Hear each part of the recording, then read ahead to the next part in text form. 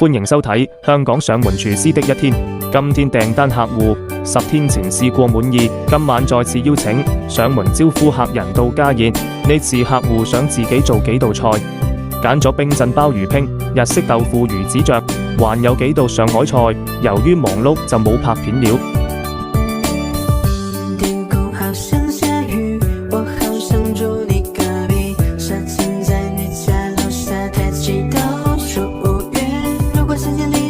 太太在 show 廚藝了，叫我先試味。豆腐加有刺身醬油，搭配魚子醬，再來個西式拼盤。金銀蒜粉絲蒸大元貝，客戶之前試過話味道唔錯，再次揀咗呢道菜，掌腳蟹原隻蒸。準備白冷盤起菜。